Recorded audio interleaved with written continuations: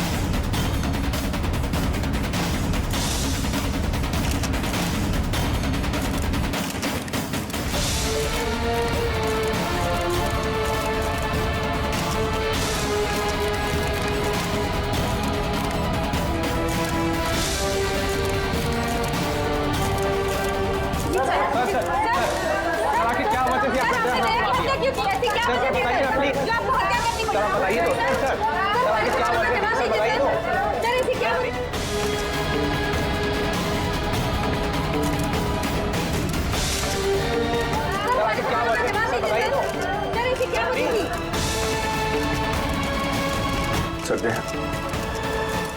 क्या हुआ दया तो सर?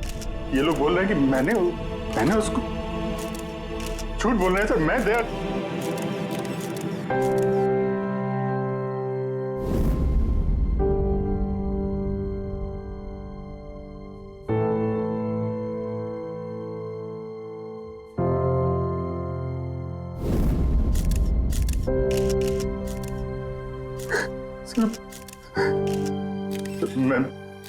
मुझे पता नहीं सर, मैंने कब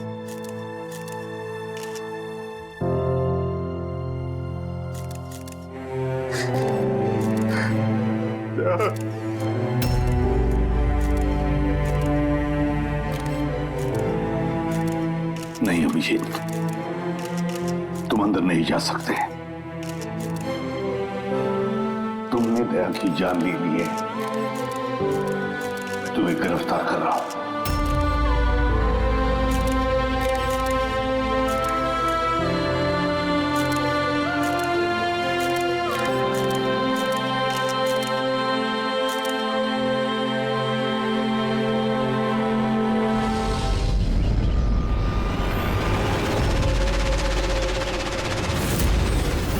सर, जिसका खून हुआ है उसका नाम डीके है, एक प्राइवेट डिटेक्टिव। उसके मेड ने लाश देखी सुबह।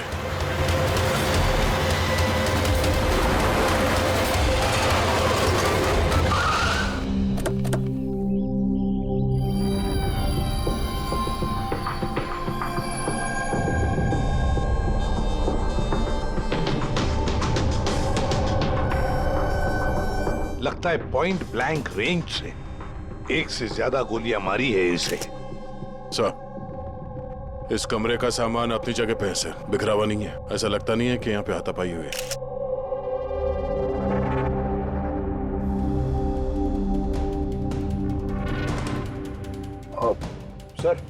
सर ये कबर्ड और सेफ तो खुला हुआ है और सब सामान अपनी जगह पे भी है। ऐसा लग रहा है कि इसको किसी ने हाथ ही नहीं लगाया।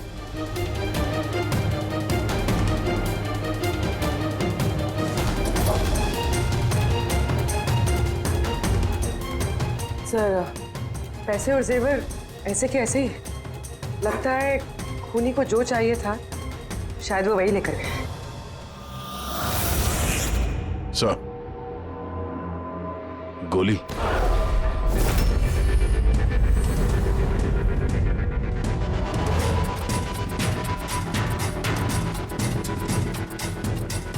तीन गोलियां चली है दया।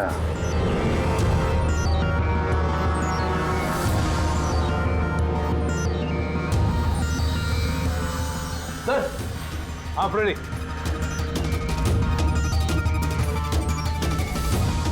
सर, ये खिड़की के कांच निकाले हुए, मतलब खूनी यहीं से अंदर घुसा है। हाँ, काम करो फ्रेडी, फिंगरप्रिंट्स उठा। आ गया। डीके का मोबाइल फोन सर। बनने से पहले डीके ने 3 बार किसी संजय को कॉल किया। संजय? किसी संजय को जान किया? नहीं साहब। रात 1 बजे से 2:30 बजे के बीच में 3 बार। संजय की डिटेल निकालो। सर। हाँ, और हाँ दया, ये अभिजीत कहाँ रह गया? तुमने उसे फोन करके कहा था ना यहाँ आने के लिए क्राइम सीन पर? हाँ सर, बताया था। शायद कहीं ट्रैफिक में फंस गया होगा। ट्रैफिक में? फोन करो उसे, कहो इसी वक्त आ जाए यहाँ पर। सर। हाँ।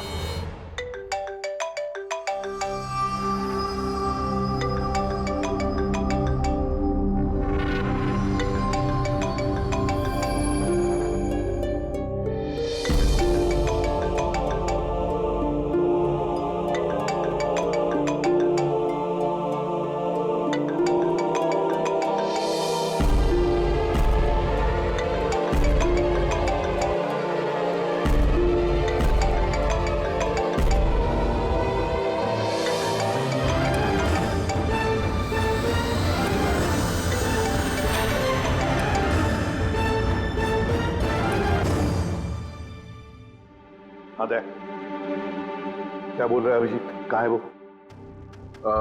सर वो तबीयत थोड़ी खराब है उसकी। वो डॉक्टर के पास जाएगा और शायद वहां से सीधे ब्यूरो पहुंचेगा। कोई प्रॉब्लम है? नहीं सर, कोई प्रॉब्लम नहीं।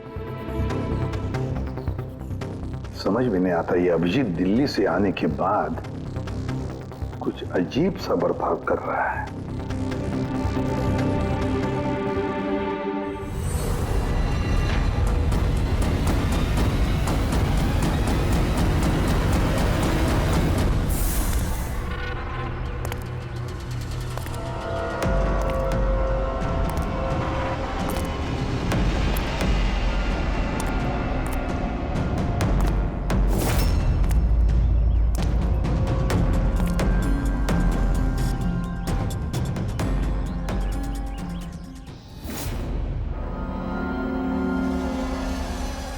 तुमको मेरी मदद की जरूरत है। तुमको? हाँ? अरे भाई, तुम तो खुद एक सीआईडी ऑफिसर हो। हाँ, लेकिन ये काम मैं खुद नहीं कर सकता। चलो ठीक है, कर देंगे मदद। तू भी क्या याद रखेगा? चल चाय वाय तो पी। नहीं यार, वो मैं ठीक हूँ भाई। आई मीन देख चेतन, ये काम जो है ना, इसके बारे में किसी को खबर नहीं होनी चाहिए, खासतौर पे मेरी टीम को। कैसी बात कर रहा है यार? इतने दिन की दोस्ती है अपनी, इतना भी भरोसा नहीं है? बता, काम क्या है? किसी का पीछा करना है, नजर रखनी है उस पे, और इस काम के मैं तुझे पैसे भी दूंगा। क्या बात कर रहा है यार? दोस्ती में पैसा? चल ठीक है, तेरा इच्छा है तो दे देना पैसा। वैसे पीछा किसका करना है?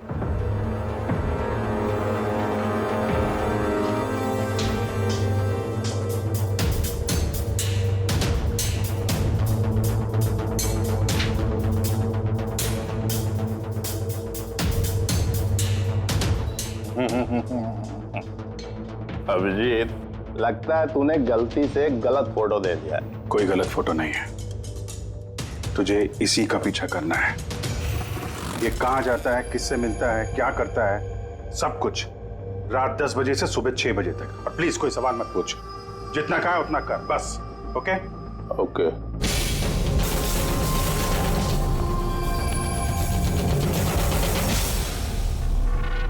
या तो अभिजीत पागल हो गया है, या बहुत बड़ा कोई गेम चल रहा है।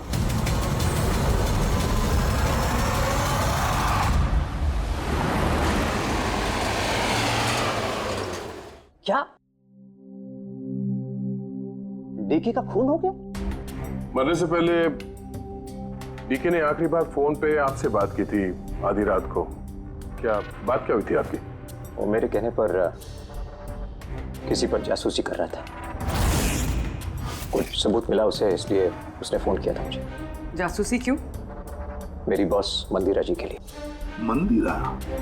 कुमार ज्वेलर्स की मालकिन, मशहूर पेज 3 सेलिब्रिटी। उस दिल्ली वाले केस के बारे में तो आप सबने सुना ही। हो मंदिरा कुमार, मंदिरा जी, उन पर तो उनके पति, सास ससुर और केयरटेकर्स को मारने का इल्जाम था, है ना?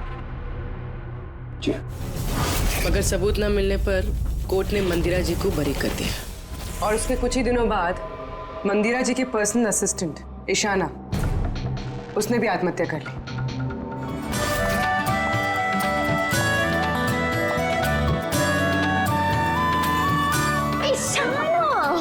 हाय मारिया, तू आज भी लेट हो गई ना? जल्दी जाओ, संजय सर तुम्हारा वेट कर रहे कब से। गॉड, संजय सर इतनी जल्दी क्यों आ गए? आ भी गए और बहुत गुस्से में। ओह गॉड, तू मेरा बैग संभाल, मैं आती हूँ।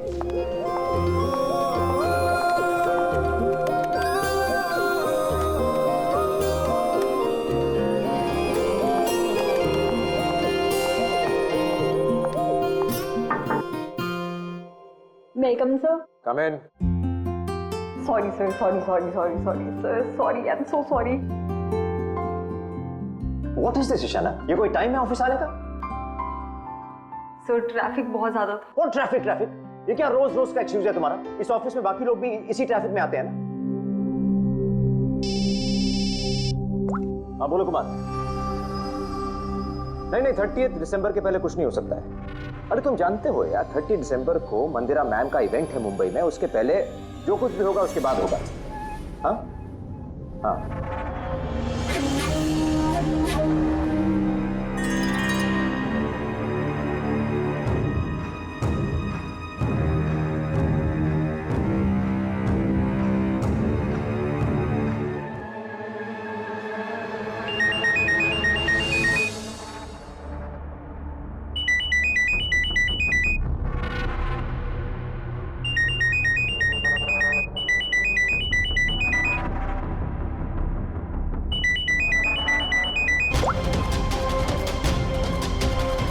ठीक है, ओके।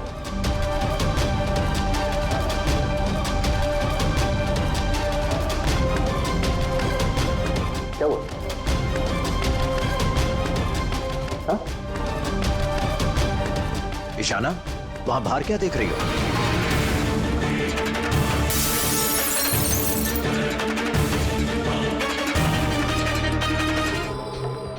आत्महत्या क्यों की थी वो किसी को पता नहीं। वैसे मंदिरा जी ने डीके को किस पर जासूसी करने के लिए काम पे लगाया था? उनकी जान को खतरा है। डीके वही पता लगाने की कोशिश कर रहा था। जान को खतरा किससे? दरअसल कोर्ट से बरी होने के बाद कोई मैम को धमकियां दे रहा था। ये धमकियां फोन पर ही? जी हाँ, फोन पे भी, अनजान नंबरों से और टाइप किए गए चिट्ठियों से भी। मैम दोबारा पुलिस के चक्करों में पड़ना नहीं चाहती थी, इसलिए डीके को हायर किया था उन्होंने। तो कुछ पता चला डीके को? उसके हाथ कुछ सबूत तो लगा था कि उसने एक पेन ड्राइव में सेव करके रखा था। वो पेन ड्राइव वो मुझे देना चाहता था, इसलिए दिल्ली से मुंबई आया था मैं। तो डीके के घर में उसका लॉकर खुला हुआ था, तो कहीं उस लॉकर से ये पेन ड्राइव चोरी तो नहीं हुआ था? हो सकता है दया। उसके घर में हमें एक लैपटॉप भी मिला सर, शायद उससे कुछ पता चल जाए। मंदिरा ऐसे कैसे कर सकती है? उसने अकाउंट फ्रीज कर दिया। प्रॉब्लम को समझते क्या है? अब सब कुछ उनकी मर्जी से होगा। ये लोग कौन है? सीआईडी। वैसे हम संजय से मिलने आए थे। आप दोनों कौन हैं? सर ये कायरा है, मिस्टर कुमार, मेरा मतलब मंदिरा मैम की बेटी। और ये मैम के बहनोई हैं, मिस्टर सबीर। हम मंदिरा जी और उनके पूरे परिवार से कब मिल सकते हैं? क्योंकि उनकी जान की हिफाजत अब हमारी जिम्मेदारी है। इनफैक्ट मंदिरा मैम, कायरा के चचेरे भाई शिखर और उनकी पत्नी अमारा सब आज रात को ही आ रहे हैं। 30 दिसंबर को कुमार ज्वेलर्स का एनुअल चैरिटी इवेंट है, उसमें शामिल होने के लिए। तो ठीक है, कल सुबह सुबह ही मिलते हैं।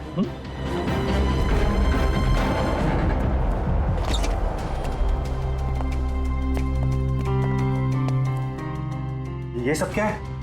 और सीआईडी हमारे पर्सनल मामले में दखल क्यों दे रही है?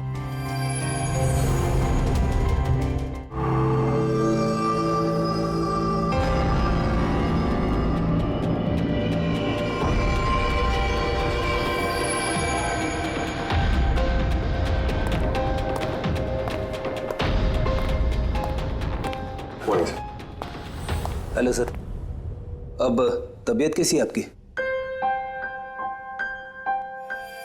मर्डर इन्वेस्टिगेशन है सर, प्राइवेट इन्वेस्टिगेटर डीके की घर ही में मौत हुई है सर। ये पूरी केस फाइल है।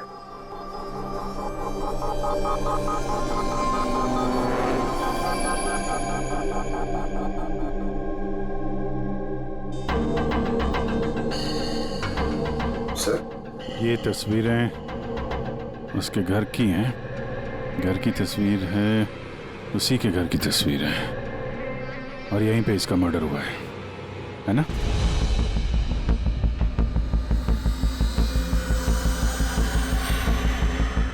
बराबर यहीं पे मर्डर हुआ है इसका। पंकज, ये क्या पूछ रहे हैं हमसे? हमने अभी अभी तो यही बताया। वही तो सर, लग रहा है अभी भी उनकी तबीयत ठीक नहीं है, कुछ गड़बड़ लग रहा है सर।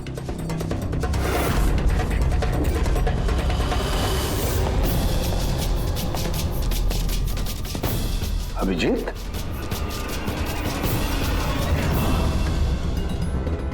Good morning sir. क्या चल क्या रहा है तुम्हारा? कहाँ गायब हो गए थे?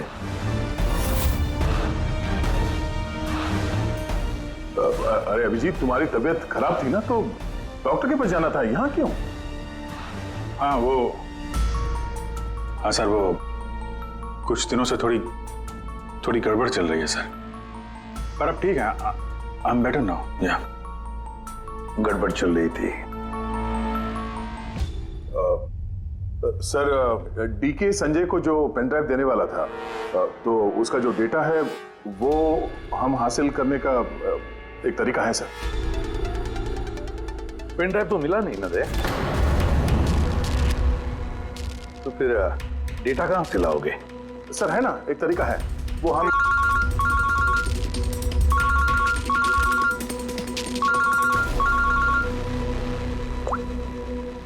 हाँ बोल करूं के? हाँ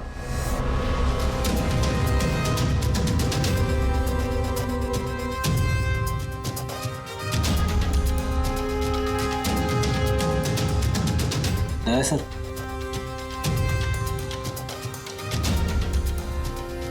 सर, अभिजीत सर की तबीयत अभी भी ठीक नहीं लग रही है।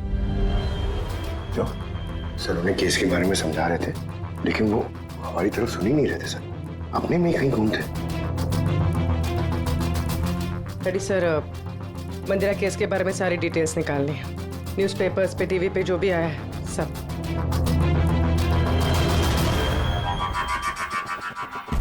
घर में घुसने का एक ही रास्ता है, मेन गेट, और चाबी डीके और उसके घर के मेट के पास रहती है। बाथरूम की खिड़की, मतलब कातिल ने बाथरूम की खिड़की का कांच निकाला और अंदर घुसा, और उसके बाद अभिजीत क्राइम सीन पर था भी नहीं, और यहाँ पे तो बाथरूम का कोई फोटो भी नहीं है, तो फिर इससे ये सब कैसे पता? अभिजीत मुझसे कुछ छुपा रहा है, मगर क्या?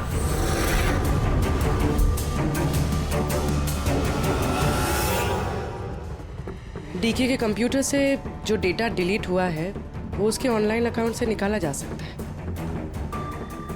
बस एक बार ये पासवर्ड मैच हो जाए।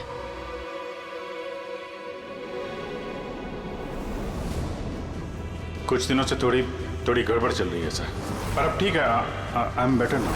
सर उन्हें केस के बारे में समझा रहे थे, लेकिन वो हमारी तरफ सुन ही नहीं रहे थे सर, अपने में ही कहीं गुम थे।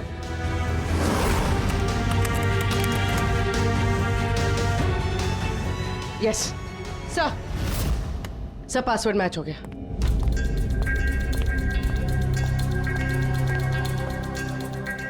सर इसमें तो वीडियोस हैं, चेक करते हैं। सर ये तो डीके के कंपाउंड के अंदर की फुटेज है। इसका मतलब वहां पे सीसीटीवी कैमरा है नहीं था। हमारे पहुंचने से पहले किसी ने निकाल लिया। पर निकाला किसने होगा? दूसरा वीडियो देखना।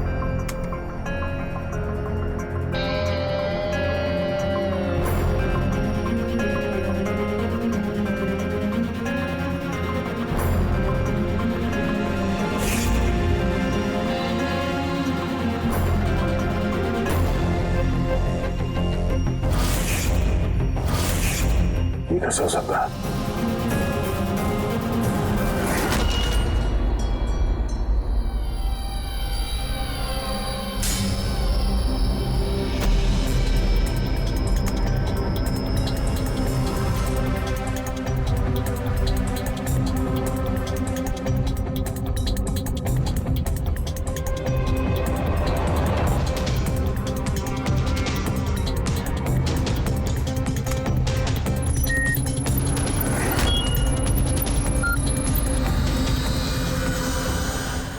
सब आपने अच्छी तरह से क्रॉस चेक तो कर लिया ना? मतलब गन तो हमारे पास है नहीं, तो कहीं कोई गलती नहीं था। कोई गलती नहीं। मैंने एक बार नहीं 10 बार क्रॉस चेक किया है। मानता हूं कि गन हमारे पास नहीं है, लेकिन गन के रिकॉर्ड्स तो हमारे पास हैं। वो गोलियां जिससे डीके की मौत हुई है, वो गोलियां उसकी ही गन से चली है। गोलियों का पैटर्न, गोलियों पर लगे हुए निशान, सब ये बात साबित करते हैं कि वो अभिजीत की गन है। सर गोली अभिजीत की गन से चली है, लेकिन ये जरूरी तो नहीं कि उसी ने गोली चलाई है। एग्जैक्टली सर, इसलिए मैंने ये बात एसीपी साहब को भी नहीं बताई, सिर्फ आप दोनों को बताई, ताकि मैं इस मामले के तह तक जा सकूं। क्या तुमने ये बात एसीपी को नहीं बताई? क्या बताऊं सर, क्या बताऊं एसीपी साहब को? जब मेरा दिल नहीं मान रहा तो मैं उनको क्या बताऊं? अगर ये बात तुम्हारा दिल नहीं मान रहा था तो तुमने फोन करके क्यों मुझसे पूछा कि जिस गन की गोलियों से डीके की मौत हुई है वो गन अभिजीत की है या नहीं? वो क्या था जिसकी वजह से तुम्हें अभिजीत पर शक हुआ? क्या था वो? इसलिए सर क्योंकि जब हमने जरा पीछे ले जाना,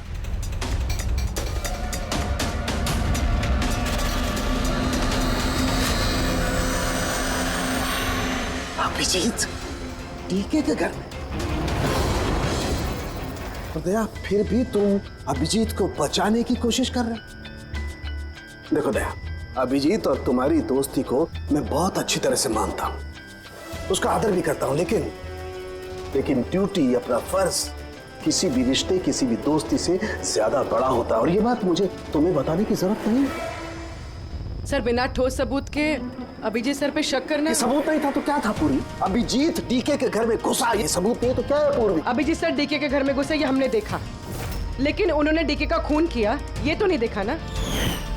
सर ये भी तो हो सकता है कि उनकी गन से डीके को किसी और ने मारा हो सकता है, ये हो सकता है कि अभिजीत की गन से डीके को किसी और ने मारा हो, लेकिन ऐसी हालत में अभिजीत की गन अभिजीत के पास नहीं होनी चाहिए। क्या तुम लोगों को अभिजीत ने बताया? उसने बताया कि उसकी गन गुम हो चुकी है, कोई गुमशुदगी की रिपोर्ट लिखाई उसने? वो सवेरे से तुम लोगों के साथ है, क्या उसने बताया कि वो ऐसे अजीब से कपड़े पहन करके डीके के घर में क्यों घुसा, और वो भी बाथरूम का शीशा तोड़? बताया? सर आपके सारे सवालों का जवाब मैं अभिजीत से पूछ लूंगा, पर सर तब तक के लिए प्लीज सर, तब तक के लिए एसीपी साहब को कुछ मत बताना। मैं तुम लोगों की हालत को समझ रहा हूं, मुझे खुद भी अच्छा नहीं लग रहा है। Please sir, please. ठीक है, कल सुबह तक दया, मैं कल सुबह तक का टाइम तुमको देता हूं। या तो सच का पता लगा लो, या फिर ये सारी की सारी बात खुद एसीपी को बता दो। अगर तुमने एसीपी को ये बात नहीं बताई तो फिर मैं खुद प्रद्युमन को ये सारी की सारी बातें बताऊंगा।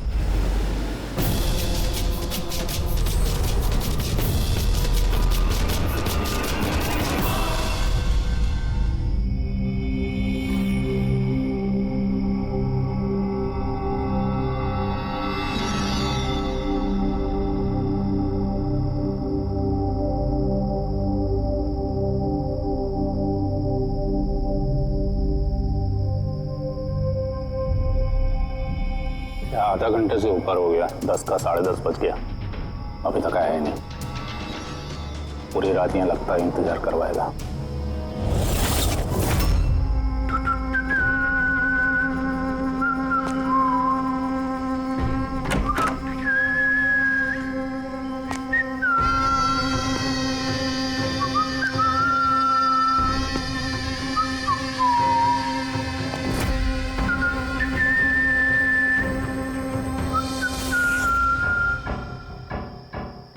तुझे इसी का पीछा करना है। ये कहाँ जाता है, किससे मिलता है, क्या करता है, सब कुछ रात 10 बजे से सुबह 6 बजे तक। ये अभिजीत है? इसको क्या हुआ? ये हुलिया क्या बना रखा है इसने?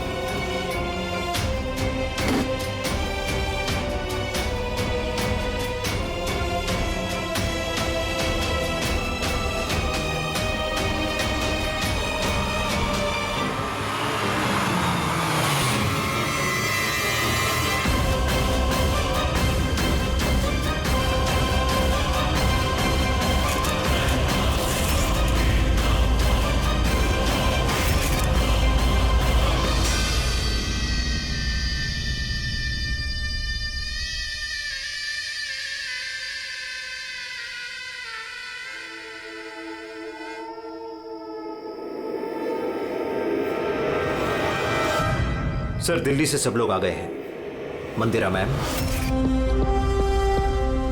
अमारा मंदिरा के देवर की बहू, कायरा मंदिरा की सौतेली बेटी, सबीर मंदिरा का बहनोई, शिखर मंदिरा के देवर का बेटा। आइए मैम, ये है सीआईडी की टीम, एसीपी साहब। अच्छा हुआ आप लोग आ गए। डीके के कातिल का पता चला? अरे आपको तो मालूम होगा कि हमारा मशहूर एनुअल इवेंट 30 दिसंबर को होने वाला है। आई होप कि आपने मेरी सिक्योरिटी की सारे बंदोबस्त करा दिए हैं। देखिए, मुझे गलत मत समझिएगा, लेकिन मैं कोई चांस नहीं लेना चाहती एक्चुअली। ये इवेंट मेरे लिए बहुत ज़्यादा इम्पोर्टेंट है, लेकिन अपनी जान से ज़्यादा नहीं। क्या आपको पूरा यकीन है कि आप मेरी हिफाजत कर पाएंगे? और डीके के केस में क्या प्रोग्रेस हुई? उसकी तहकीकात कहाँ तक पहुंची? वो सब जानने की आपको कोई जरूरत नहीं है मंदिरा जी। रही बात आपकी सुरक्षा की, वो हमारी जिम्मेदारी है। How interesting. भाभी जी, आपको डर लग रहा है मंदिरा जी को? भाई, जिसका कानून भी आज तक कुछ नहीं बिगाड़ पाया। मानना पड़ेगा उस इंसान को जिसने आपको डरा दिया।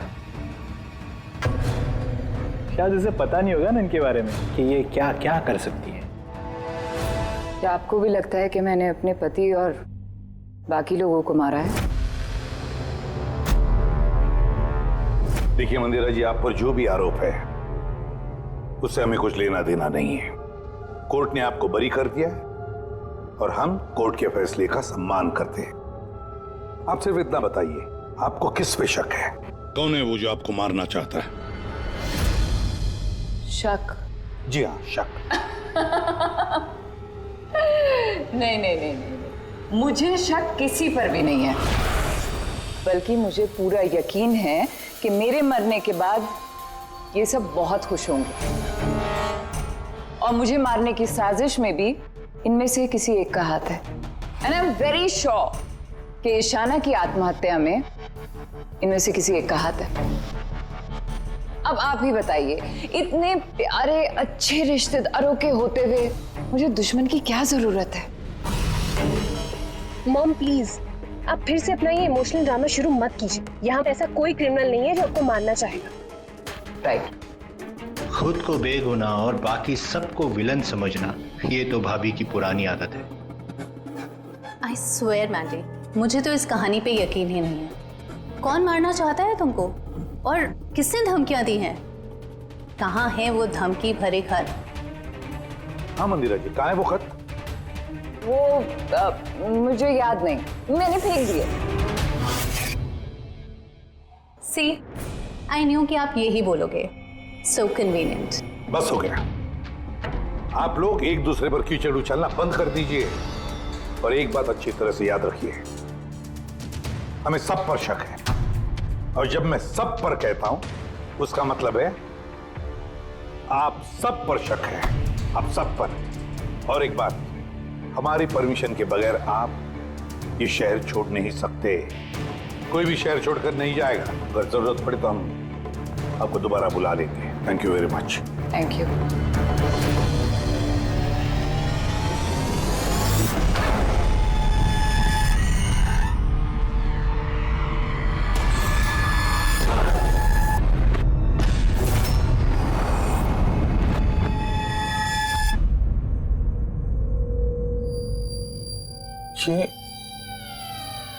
ये मैं हूं?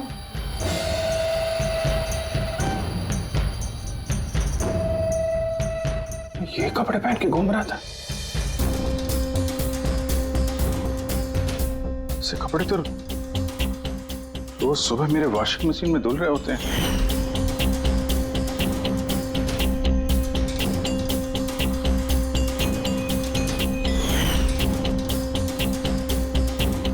पर ये जूते,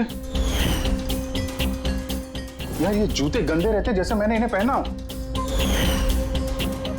लेकिन मुझे याद नहीं मैं ये कपड़े कब पहनता। सच में मुझे क्या हो रहा है मेरे साथ?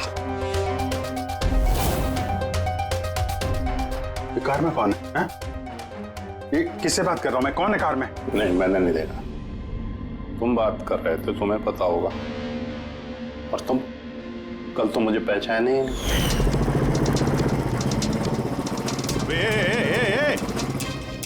चांद के छल्ले, तुझे सुसाइड करना है तो किसी बड़ी गाड़ी के नीचे जाना। खाली फोकट मेरे सामने क्यों आ रहा है?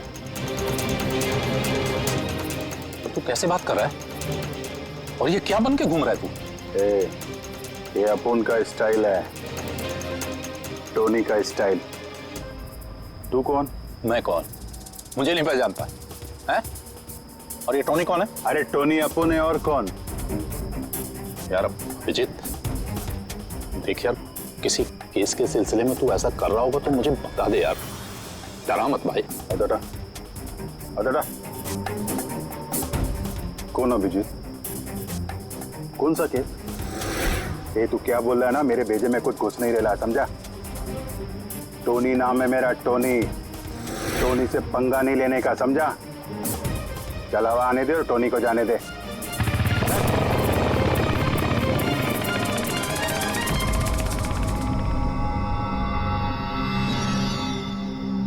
ये अभिजीत अपने आप को टोनी क्यों बोल रहा है? टोनी? कौन कौन टोनी? सच में तेरे को कुछ भी याद नहीं है? नहीं, मुझे कुछ याद नहीं। सच कह रहा हूं मैं। मतलब तू कार में उन लोगों से बात कर रहा था, उसके बाद तू गेस्ट हाउस के अंदर गया। Guest house? हाँ, फिर थोड़ी देर बाद तू बाहर आया। मैं गेस्ट हाउस के अंदर गया? मैंने अंदर क्या किया है? तूने देखा कुछ किया मैंने? मैं कैसे देख सकता हूं? मैं तो बाहर था ना। क्या हो रहा है? मुझे वहां जाना होगा। कहाँ है? कौन सा गेस्ट हाउस है ये? हैं?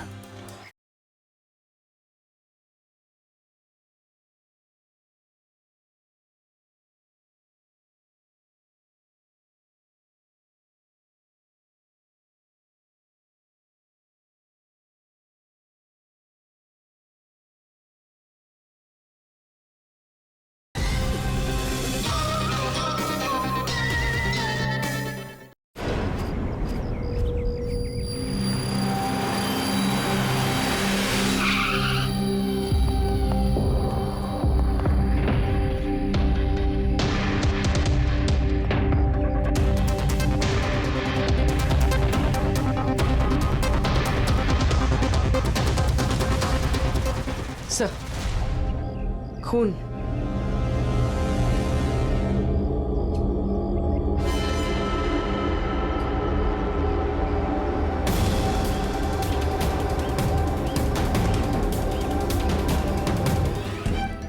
तुम यहाँ पे?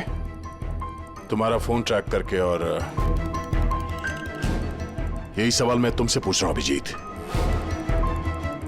तुम यहाँ कैसे?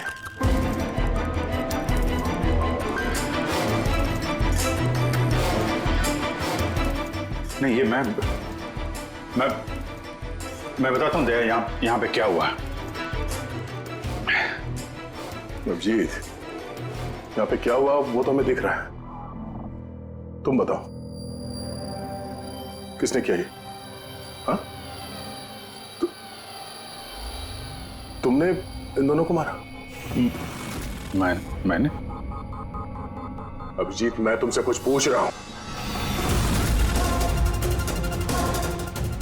तुमने मारा इनको? सर आप अभिजीत सर पे इल्जाम लगाए हैं सर।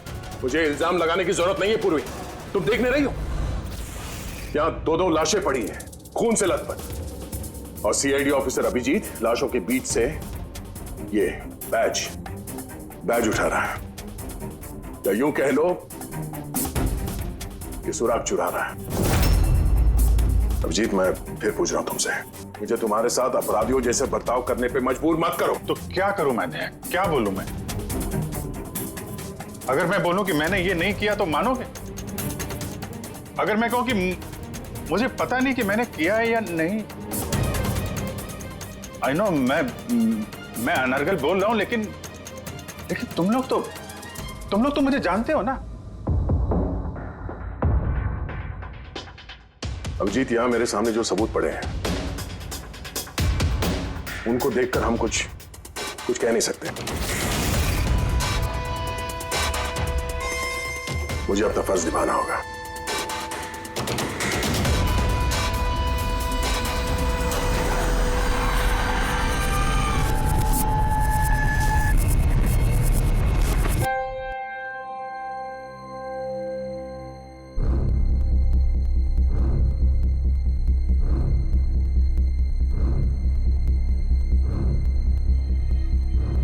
अभिजीत, इतनी देर से मैं तुम्हें पूछे जा रहा हूं, मगर तुम्हारे पास कोई जवाब तक नहीं है। हाँ? तुम जानते हो तुम पर कैसा इल्जाम है? कुछ समझ रहे हो तुम? सर, वो नहीं, बस तुमसे ये उम्मीद नहीं थी दया। इतना सब हो गया और तुमने मुझे बताया तक नहीं। क्यों नहीं बताया मुझे दया? ये तो सड़न के तूने मुझे बताया, वरना पता नहीं। दया, मैंने वही किया जो सही था। बताओ अभिजीत, क्या तुमने ये खून किया है? अभिजीत, क्या ये खून तुमने किया है? मुझे नहीं पता सर। पता नहीं कैसे? डैमिट, पता नहीं कैसे?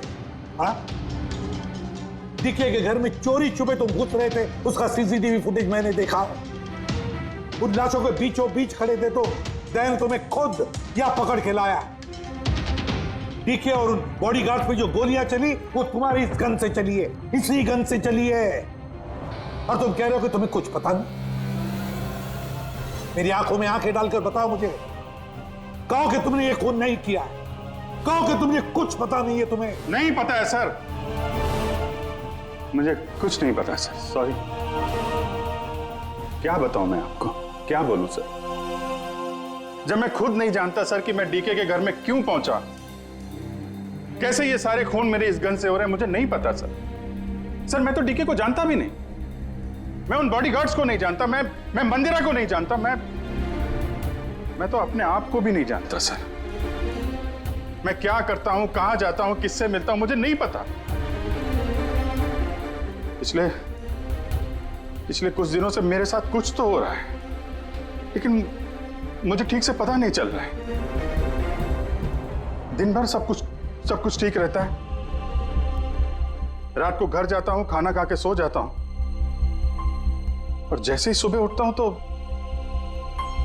अजीब से कपड़े, अजीब से जूते जो मेरे नहीं हैं, पता नहीं कहां से मेरे घर में आ जाते हैं। कपड़े वॉशिंग मशीन में धुल रहे होते हैं, जूतों पे मिट्टी लगी रहती है, ऐसा लगता है कि जैसे मैंने उनका इस्तेमाल किया है,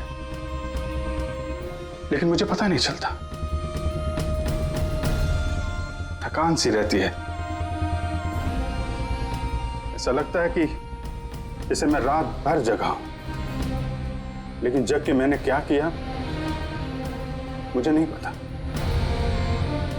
लगता है हर रोज मेरी जिंदगी के 6-8 घंटे गायब हो जाते हैं, जिनके बारे में मुझे कुछ पता नहीं। आप कहते हैं कि मैं डीके के घर गया, हो सकता है, लेकिन मुझे नहीं पता। मैंने डीके और उन बॉडीगार्ड्स को मारा, लेकिन मुझे नहीं पता। मैं मंदिरा को मारने की कोशिश कर रहा हूं, लेकिन मुझे नहीं पता। मैं क्या करता हूं, मैंने क्या किया है, मैं क्या करने वाला हूं, मुझे नहीं पता सर, मुझे नहीं पता।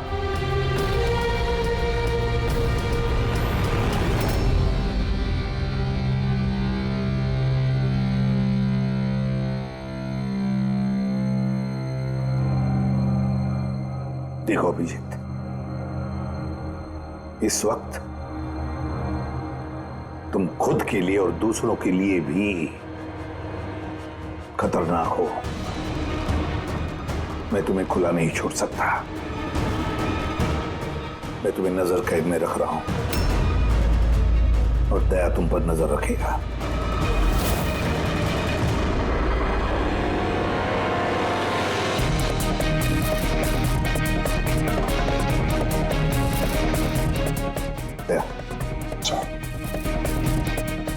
एक बात अच्छी तरह से याद रखना, तुम अपने दोस्त पर नहीं बल्कि एक कातिल पर, एक खूनी पर नजर रख रहे हो।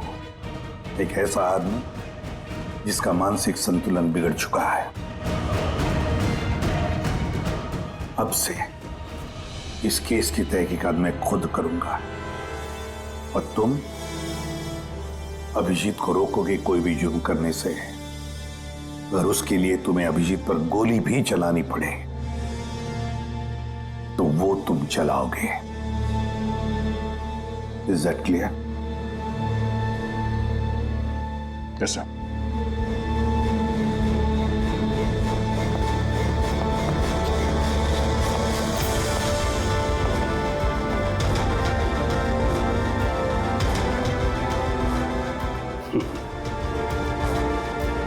हथकड़ी लगा दो यार।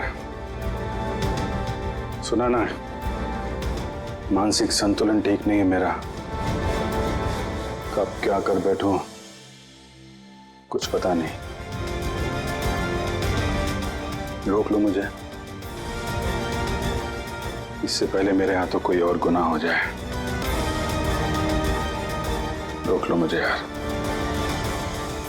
आपका ऑफिसर, आपका अपना सीआईडी ऑफिसर मेरी जान के पीछे पड़ा है। उसने उन लोगों को भी मार डाला जो मेरी हिफाजत कर रहे थे, और आप बड़ी शान से कह रहे हैं कि डरने की कोई बात नहीं है। वो आपकी नाक के नीचे लोगों का कत्ल कर रहा है, और आप अब भी कह रहे हैं कि डरने की कोई बात नहीं है। कमाल है। आप मुझे बताइए कि मैं आप लोगों पर कैसे भरोसा करूं। आज आपका एक ऑफिसर सीरियल किलर निकला है, कल को कोई दूसरा निकल आएगा। बस मंदिरा जी, बस। बहुत बोल गई आप। हमारा इंस्पेक्टर अभिजीत एक ईमानदार और बहादुर सिपाही है। अपने देश की रक्षा के लिए और आम आदमी की सुरक्षा के लिए अपनी जान तक कुर्बान कर सकता है, लेकिन एक किलर कभी नहीं बन सकता। हाँ, उस पर इल्जाम जरूर है। 3 खून का इल्जाम है। साबित सिर्फ इतना हुआ है कि अभिजीत का मानसिक संतुलन बिगड़ चुका है। उसे कुछ याद नहीं रहता वो क्या करता है, किससे मिलता है, क्या बोलता है, और उसके बाद में जब नॉर्मल होता है सब कुछ भूल जाता है। इसका मतलब ये नहीं कि वो कोई सीरियल किलर है। मैं पूरी यकीन के साथ कहता हूं, खतरा है आपकी जान को तो वो आपके इन रिश्तेदारों से। एक्सक्यूज मी, सबूत सारे आपके ऑफिसर के खिलाफ मिले हैं और शक आप हम सब पे कर रहे हैं। जी हाँ, मैं आप सब पर शक कर रहा हूं। ऑफिसर तो आप ही का है वो, आप तो उसे ही बचाएंगे। वो तीनों खून इंस्पेक्टर अभिजीत की गन से चली हुई गोलियों से हुए। और आपको लगता है कि ये काम हम में से कोई कर सकता है? अरे हमारे पास आपके ऑफिसर की गन कहां से आएगी? शिखर जी, जल्द से जल्द हम पता लगा लेंगे कि इंस्पेक्टर अभिजीत की गन आपके पास कैसे आई। लेकिन मंदिरा जी, एक रिक्वेस्ट है, आपका जो 30 दिसंबर का इवेंट है वो आप कैंसिल मत कीजिए। बहुत अच्छा मौका है खूनी को पकड़ने का, क्योंकि खूनी उस इवेंट में जरूर आएगा।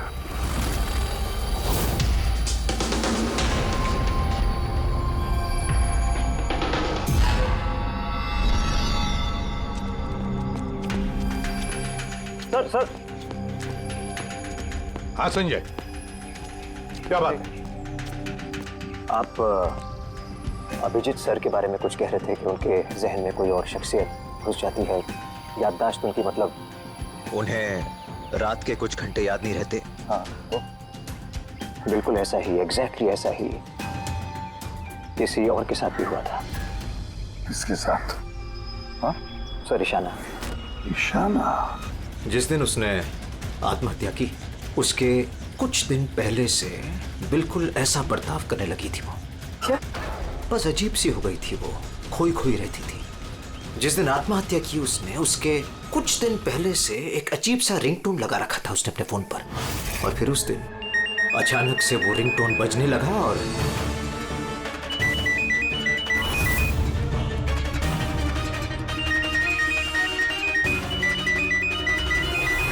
सर ऐसा लग रहा था कि वो ईशाना नहीं कोई और है।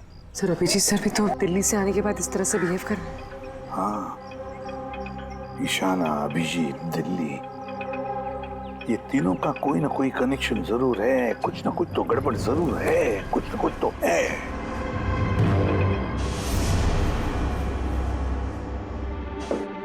कॉफी? अरे पी लो यार, कुछ मिलाया नहीं है। मैं यही हूं और कहीं भागने वाला नहीं। अभिजीत, तुमने हम सबसे ये बात छुपाई क्यों?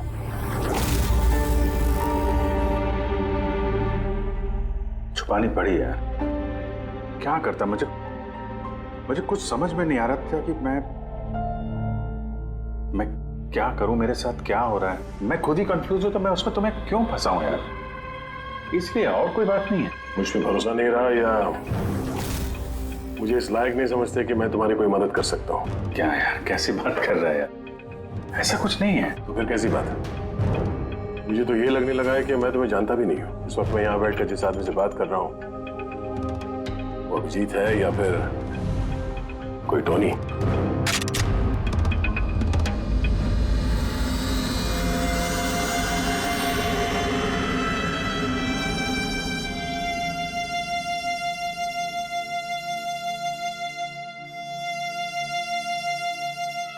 मैं तुम्हें कोई नुकसान नहीं पहुंचाने वाला। अभिजीत हूं या टोनी, सपने में भी नुकसान नहीं पहुंचाऊंगा। गन दिखाने की जरूरत नहीं है। बात यह है ही नहीं कि तुम मुझे कोई नुकसान पहुंचा सकते हो या नहीं। बात यह है कि मैं यहां सिर्फ अपनी ड्यूटी कर रहा हूं और मैं कोई चांस नहीं ले सकता। मैं तो तुम्हें शायद जानता भी नहीं हूं।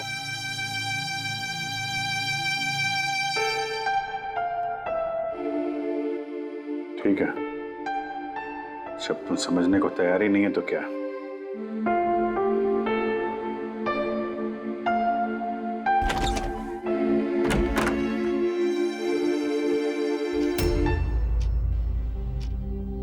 तो डॉक्टर महेश, हमने आपको सारी बात बता दी। अब आप बताइए, आपको क्या लगता है? देखिए, अभी अभी आपने जो कुछ भी मुझे कहा ये अभिजीत और ईशाना के बारे में, उससे एक बात तो बिल्कुल साफ है कि दोनों की कंडीशन एक जैसी है। Artificially induce split personality. इसे सरल शब्द में मैं आपको समझाऊं तो इसमें पेशेंट के दिमाग में उसके अपने व्यक्तित्व के अलावा एक और व्यक्तित्व को प्लांट किया जाता है जो किसी खास दशा, निर्देश, आदेश के मुताबिक चलता है और उसे इस तरह सेट किया जाता है कि वो व्यक्तित्व खास निर्धारित समय पर निर्धारित ट्रिगर मिलने पे उस व्यक्तित्व पे हावी हो जाता है। और जितनी देर ये हावी रहता है वो पुराने व्यक्तित्व के बारे में ना तो कुछ जानता है और ना ही उसे पुराने व्यक्तित्व के बारे में कोई भी चीजें याद रहती हैं। ये इंसान का दिमाग है। इस दिमाग के दो मुख्य हिस्से हैं, सचेत मस्तिष्क यानी कि कॉन्शियस स्टेट ऑफ माइंड, जिसमें हम अभी हैं, और अचेत मस्तिष्क यानी कि semi conscious state of mind, जो हम सब सो रहे होते हैं उस वक्त होता है। और कभी कभी जागते हुए भी किसी नशे या किसी दवाई के असर में हमारा अचेत मस्तिष्क एक्टिव होता है। सचेत और अचेत दोनों ही अवस्था में ही दिमाग अलग अलग होते हैं। इस अवस्था में दोनों ही दिमाग जो सोचते हैं, जो बातें, जो यादें, उसे सेव कर लेते हैं। सचेत मस्तिष्क में सेव बातें तो हमें बरसों तक याद रहती हैं, लेकिन अचेत मस्तिष्क में सेव की हुई बातें हमें याद नहीं रहती। डॉक्टर महेश, ये कुछ हिप्नोसिस जैसा, सम्मोहन जैसा, जिसमें इंसान के दिमाग को कंट्रोल करके उससे कुछ भी करवाया जा सकता है एक रोबोट की तरह से, और बाद में किसी खास आवाज से उस सम्मोहन को तोड़ दिया जाता है और इंसान को कुछ भी याद नहीं रहता। नहीं डॉक्टर सोलंकी, सम्मोहन अलग प्रक्रिया है। सम्मोहन में आप आदमी को तभी तक कंट्रोल में रख सकते हैं जब तक वो सम्मोहित अवस्था में है। सम्मोहित अवस्था से एक बार बाहर निकलने के बाद उसे वापस सम्मोहित करना पड़ता है। ये मुद्दा ही बिल्कुल अलग है। यहां पर इंसान के दिमाग में एक घटना जो बिल्कुल घटी नहीं है, एक व्यक्ति जो है ही नहीं, उसे उस इंसान के अंदर डाला जाता है। उसके दिमाग में ये बात फिट की जाती है। अच्छा, तो इसका मतलब है यही सब कुछ तो अभिजीत के साथ हो रहा है। किसी भी तरह से अभिजीत को ट्रिगर मिलता है जिसकी वजह से टोनी जाग जाता है। Exactly sir. रात को अभिजीत के सो जाने के बाद उसको जरूर कुछ आवाजें सुनाई देती होगी, जो कि उस टोनी के लिए ट्रिगर हो सकती है। वो आवाज सुनते ही टोनी जाग जाता है, लेकिन अभिजीत वहीं सोया रहता है। टोनी जाग जाता है वो टोनी जो खूनी है, जो दरिंदा है, जो मुजरिम है, और अभिजीत के जानने वालों में से वो किसी को भी नहीं जानता।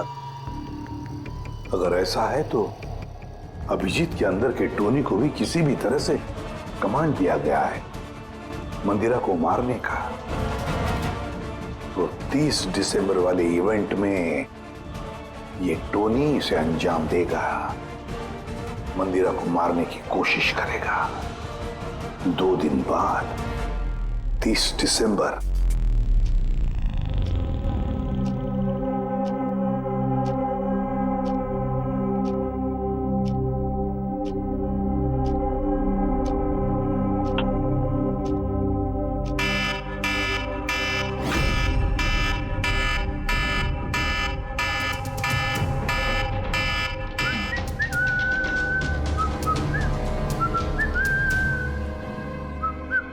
अभिजीत,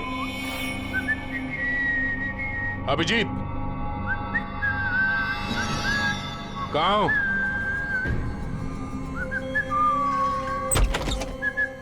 अभिजीत, अभिजीत, ओए, टोनी।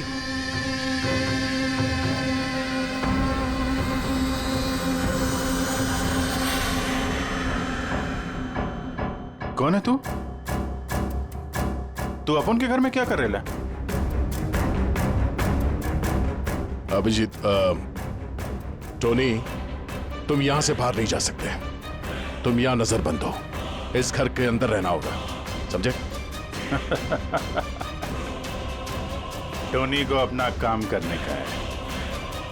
मेरे रास्ते में खाली पीली आएगा, भेजा उड़ जाएगा। चल अब आने दे। घर से बाहर नहीं, घर में। हाथ हटा, हाथ हटा। बोलो ना, टोनी को अपना काम करने का है। मेरा भेजा मत हिला। मेरे और काम के रास्ते के बीच में कोई नहीं आ सकता। चल। टोनी, तुम कहीं नहीं जाओगे, यहीं घर पे रहोगे तुम, समझा? क्या बोला? टोनी पे हाथ उठाया तूने? अभिजीत,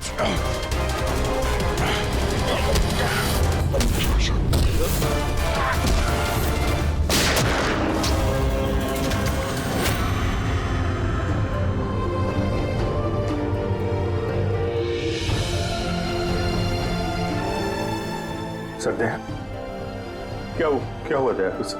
ये लोग बोल रहे हैं कि मैंने नहीं अभिजीत, तुम अंदर नहीं जा सकते। तुमने दया की जान ले ली है, मैं तुम्हें गिरफ्तार कर रहा हूं।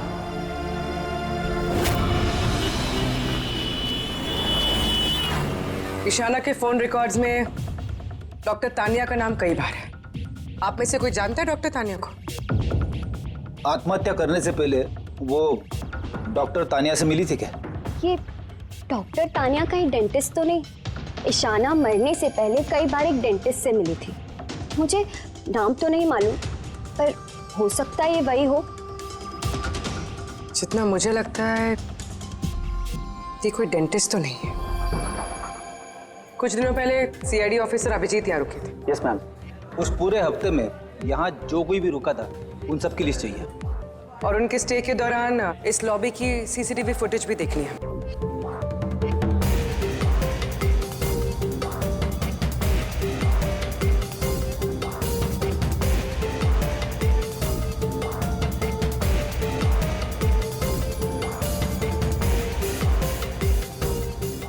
एक मिनट पॉज कीजिए। ये लड़की कौन है जिससे अभिजीत सर बात कर रहे हैं? पूर्वी, इस लिस्ट में डॉक्टर तानिया का नाम है और वो यहीं पे रुकी हुई थी जब तक अभिजीत सर यहाँ पे थे। शायद ये वही लड़की। क्या नाम है इस लड़की का? मैम डॉक्टर तानिया, हफ्ते भर यहीं थी वो। सर तानिया से तुरंत मिलना होगा। सर तानिया मुंबई के पैराडाइज होटल में रुकी हुई है। क्या मतलब मुझे टिकट नहीं मिल सकता? लुक, मुझे अभी इसी वक्त इंडिया से बाहर जाना है। Do you understand? Yes. Doctor Tania? जी, आप कौन? ईशाना, ईशाना की दोस्त, सीआईडी ऑफिसर पूर्वी।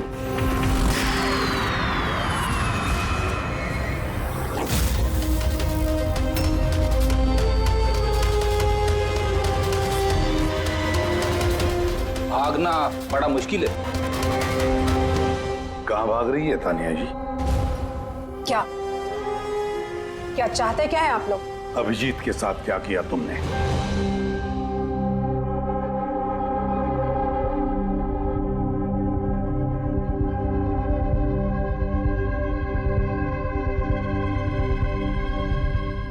ईशाना और अभिजीत के दिमाग के साथ मैंने ही एक्सपेरिमेंट किया है। ईशाना को आत्महत्या करने के लिए और अभिजीत को एक मर्डर करने के लिए मैंने ही प्रोग्राम किया था। कैसे किया तुमने program? Artificially induced split personality के जरिए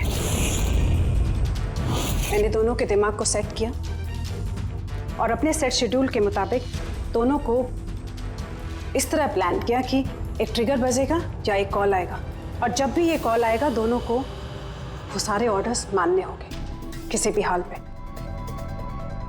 वो फोन नंबर जहां से उनको फोन आते हैं, किसका नंबर है ये? वो एक पीसीओ का नंबर है। ईशाना ने मुझे ये नंबर दिया था अभिजीत के दिमाग में फीड करने के लिए। क्या कहा तुमने? अभिजीत के साथ ऐसा करने के लिए ईशाना ने कहा तुम्हें? जी। और फिर ईशाना की खुदकुशी, उसका क्या? वो भी खुद ईशाना ने ही कहा था मुझसे करने के लिए। What? जी, कहा तो ईशाना ने ही था, बट आई एम श्योर कि इसके पीछे जरूर किसी और का हाथ है जिसके बारे में मैं नहीं जानती। क्यों करेगी ऐसा वो? ये भी उसकी कोई मजबूरी। हमें किसी भी हालत में अभिजीत को इसमें से निकालना होगा। ले चलो इसे। चलो। वो बाहर नहीं आ सकता। क्यों? मैंने अभिजीत के दिमाग को प्रोग्राम किया है, सम्मोहित नहीं कि जाकर उसका सम्मोहन तोड़ दूं। मैंने अभिजीत के दिमाग में खूनी को प्लांट किया है, टोनी को। यही है वो आर्टिफिशियली इंड्यूस्ड पर्सनालिटी जो अब कभी बाहर नहीं निकलेगा। और मैं चाहूँ भी तो भी मैं अभिजीत को इससे बाहर नहीं निकाल सकती, क्योंकि अगर मैंने ऐसा किया तो या तो अभिजीत पागल हो जाएगा या उसकी जान भी जा सकती है। मतलब ये कि जब भी ट्रिगर होगा टोनी मंदिरा को मार के रहेगा। और वो तब तक नहीं रुकेगा जब तक वो वाकई मंदिरा को मार नहीं देता। और इसके बीच में जो भी आएगा वो भी मरेगा। मंदिरा को मारने का ट्रिगर क्या है? क्या ट्रिगर है अभिजीत के लिए?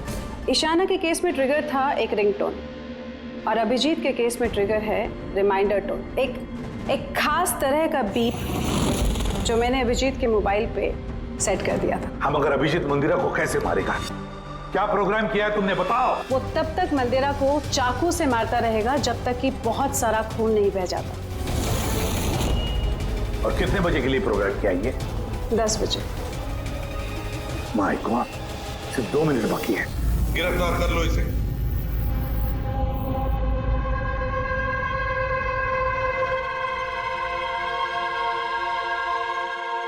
कभी जिंदगी में नहीं सोचा था सर कि आपके ऊपर मुजरिमों की तरह नजर रखनी पड़ेगी।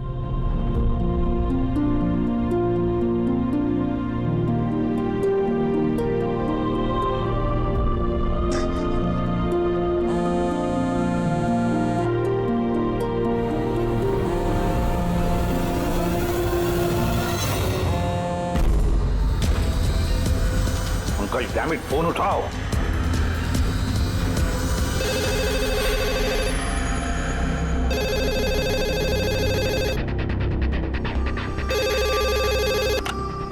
हेलो पंकज, कहाँ थे तुम?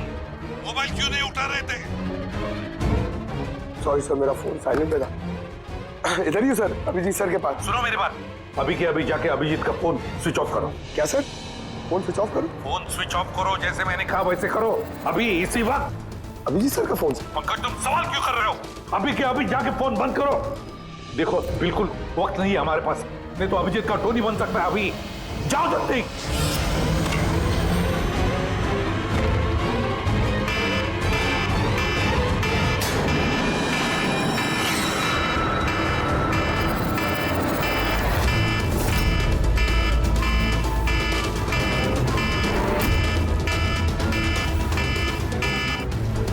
बस गया ना टोनी।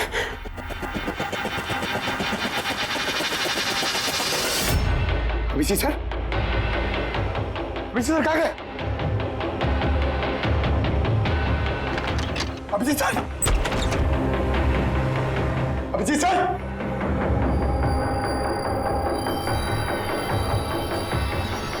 टोनी को बंद करके रखे। हाँ? टोनी को पकड़ेगा तू? टोनी को? जो भी टोनी और मंदिरा के बीच में आएगा वो मरेगा।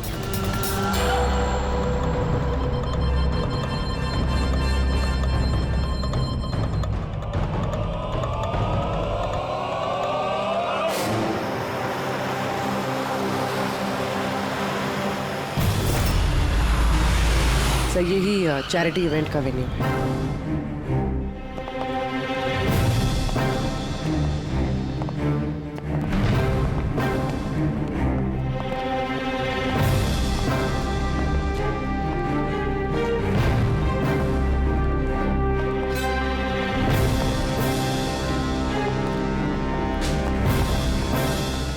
आप लोग रुक जाइए प्लीज।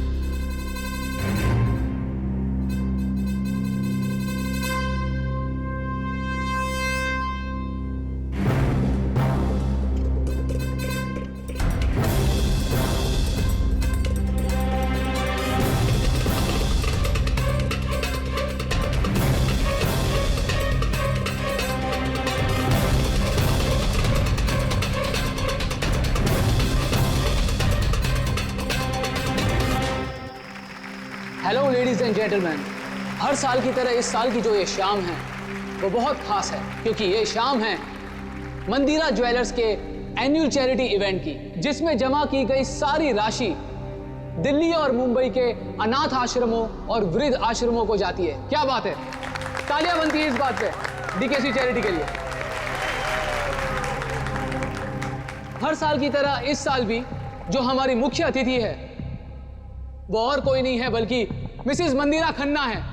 तो आइए दोस्तों, आप सभी की जोरदार तालियों के बीच हम स्वागत करते हैं मिसेस मंदिरा खन्ना का। Mrs Mandira Khanna.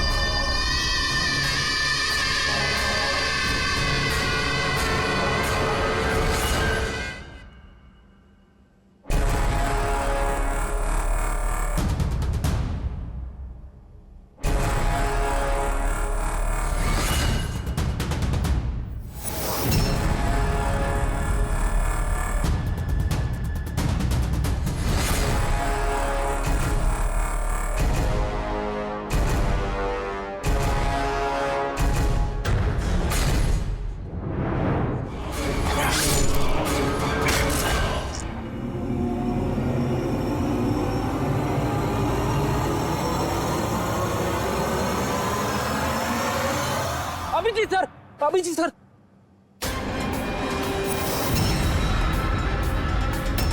Sir sir light on. Sir sir अब जी ठीक है सर, जल्दी से हॉस्पिटल ले चलो, जल्दी आओ।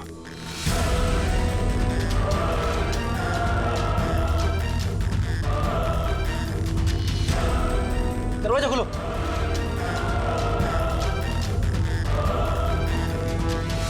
मंदिरा जी, टोनी ने अपना मिशन पूरा किया, मंदिरा जी को मारने का। वैसे हम पर भरोसा करने के लिए बहुत बहुत शुक्रिया मैम। ये आप लोग मुझे यहाँ क्यों लाए हैं? मुझे तो स्टेज पे होना चाहिए ना। मैडम, हमारा एक प्लान है। प्लान? पूर्वी,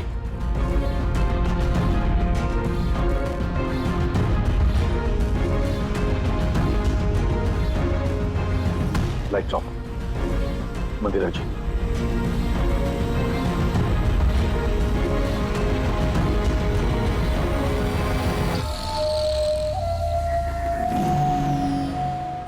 और आपकी हिम्मत की भी दाद देनी पड़ेगी। Thank you. मॉम, मॉम अब ठीक हो ना? ये सब क्या है? आप लोग हमें ग्रीन रूम में लॉक करके क्या हासिल करना चाहते थे? आखिर खूनी तो कोई और ही निकला ना। सर, आपने ये सब मॉम की जान को खतरे में डालकर किया। अगर सचमुच मॉम को कुछ हो जाता तो? ये तो वाकई बहुत बड़ा रिस्क था सर, बट आई होप अब खतरा टल गया। खतरा अभी तक टला नहीं है, क्योंकि इस खेल का असली मास्टरमाइंड अभी तक पकड़ा नहीं गया। कहानी अभी बाकी है।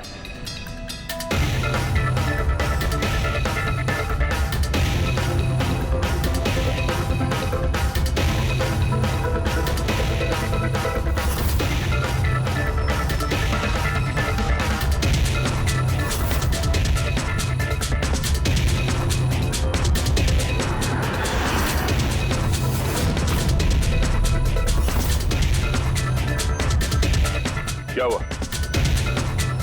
मुझे देख के अच्छा नहीं लगा? कभी कभी कातिल तक पहुंचने के लिए हमें मरना भी पड़ता है। इसका मतलब इनके खून की खबर नाटक थी? मेरी मौत से कातिल बड़ा खुश था कि वो कामयाब हो गया, और उसी समय का हमने फायदा उठाया। हम मंदिरा जी को बचाने में लगे हुए थे, और दया मास्टरमाइंड के पीछे लगा था। लेकिन असली मास्टरमाइंड है कौन?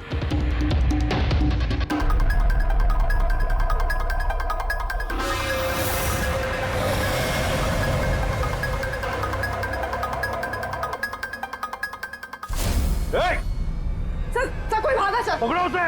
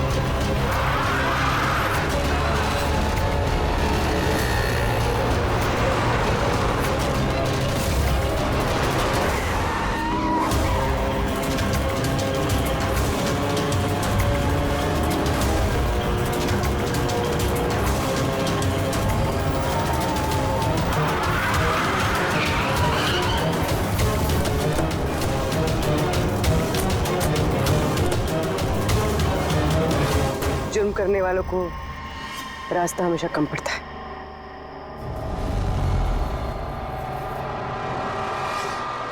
तुम ये सोच रही हो कि हमें कैसे पता चला कि खून तुमने किया? हमें ये तो पता था कि ये मास्टरमाइंड मंदिरा जी के अपने में से कोई है। इसलिए मेरी मौत के बाद सबसे पहले हमने ये पता किया कि आप में से वो कौन है जो अभिजीत को जानता था या फिर उससे मिला था। फिर मुझे याद आया कि क्राइम ब्रांच के सेमिनार के लिए अभिजीत दिल्ली गया हुआ था। उस सेमिनार में आने वाले लोगों की लिस्ट देखी मैंने तो मेरा ध्यान कायरा पे गया। क्रिमिनल साइकोलॉजी की स्टूडेंट कायरा। जब हमने डॉक्टर तानिया से पूछताछ की तो पता चला कि ईशाना ने उससे कहा था ये सब करने के लिए। उस वक्त ईशाना की मां सरकारी अस्पताल में एडमिट थी। उसके तुरंत बाद ईशाना की मां को 7 स्टार हॉस्पिटल में एडमिट किया गया और उसका सारा खर्चा मिस कायरा ने उठाया था। और सबसे बड़ा क्लू वो पीसीओ, जिससे अभिजीत सर को फोन पे ऑर्डर्स मिलते थे। दया सर ने उस पर नजर रखी और वहां पर भी तुम दिखे। Okay fine, I give up. मान गई कि आप लोग बहुत स्मार्ट हैं, लेकिन सर इस बात से तो आप भी एग्री करोगे ना कि मैं भी बहुत स्मार्ट हूं? हाँ, स्मार्ट तो हो तुम। क्रिमिनल साइकोलॉजी की होशियार स्टूडेंट जो अपने सौतेली मां से अपने पूरे परिवार का खून का बदला लेना चाहती थी। लोगों के दिमाग से खेलना, उन्हें अपने चक्कर में फंसाना, ये इनकी खासियत है। तो मुझे लगा कि क्यों ना इन्हें की तरीके से मार दिया जाए। इसीलिए मैं ईशाना से मिली और फिर डॉक्टर तान्या से मदद ली। She was mad. She wanted to do an experiment. फिर मैंने ईशाना को बहुत समझाया। कई बार समझाने के बाद She was ready. उसने वो एक्सपेरिमेंट अपने ऊपर लिया, लेकिन somehow I was never convinced. मुझे हमेशा कंफ्यूजन रहता था कि वो नहीं कर पाएगी एक्सपेरिमेंट। फिर उसी दौरान मैं दिल्ली में अभिजीत से मिली और उनसे मिलने के बाद मुझे लगा कि इतने सच्चे और ईमानदार पुलिस ऑफिसर के होते हुए ये एक्सपेरिमेंट कोई और क्यों करे। फिर मैंने और डॉक्टर तान्या ने अभिजीत को मोहरा बनाया और अपना एक्सपेरिमेंट उन पर किया। और ईशाना हमारे किसी काम की नहीं थी, इसलिए हमने उसे अपने रास्ते से हटा दिया। देखिए, और वो जो 2 बॉडीगार्ड, उन्होंने क्या बिगाड़ा था तुम्हारा?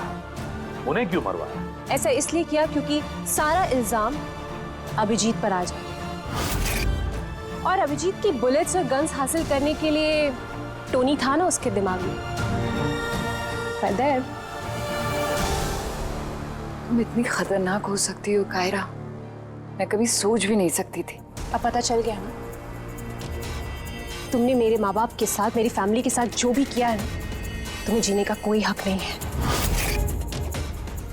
मैंने ये सब इसलिए किया क्योंकि मैं ये प्रूव करना चाहती थी कि इस दुनिया में किसी के भी दिमाग के साथ खेला जा सकता है, चाहे वो सीआईडी ऑफिसर ही क्यों ना हो। खैर, बदले की आग में तुमने एक बहादुर सीआईडी ऑफिसर की जान के साथ खेला है और तो और 4 मासूम लोगों की जानें भी ली। ठीक है, ईशाना और मंदिरा जी के 2 बॉडीगार्ड। बहुत गलत किया तुमने। कानून तुम्हें कभी माफ नहीं करेगा। तुम्हें तो फांसी होगी, फांसी। सर आप प्लीज ये सब याद मत करिए, एक बुरा सपना समझकर भूल जाइए। बुरा? डरावना?